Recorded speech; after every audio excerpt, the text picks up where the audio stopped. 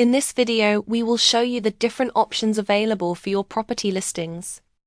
This page is the property listing page.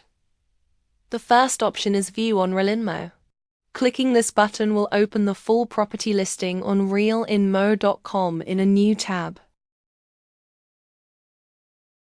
The next option is Assign to an agent. This allows you to assign the property to one or more of your agents.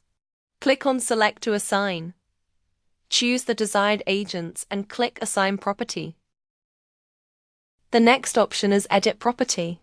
Here you can update all the information and details of the property. If you want to make the property available for collaboration, turn on the switch for Open for Collaboration. A pop-up window will appear where you can confirm and click Open Collaboration. The last option is Delete.